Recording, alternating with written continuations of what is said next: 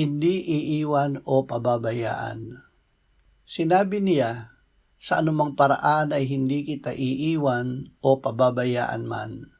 Hebreo 13:5. Huwag nating ikabalisa ang ating kakainin, iinumin, daramtin o anumang ating pangangailangan.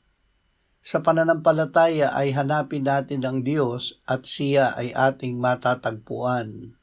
Sasamahan niya tayo at sa anumang paraan ay hindi niya tayo iiwan o pababayaan. Hindi niya ipinagkait ang kanyang anak kundi ibinigay sa atin. Si Jesus ngayon ay nananahan sa atin. Kasama niya ay ibibigay sa atin ng Diyos ang lahat ng bagay. Ama, gawin mo kami na laging gising sa iyong presensya. Isinusuko namin sa iyo ang aming buhay at kabuhayan. Salamat na hindi mo ipagkakait sa amin ang lahat ng aming pangangailangan kasama ng iyong anak na si Jesus. Amen.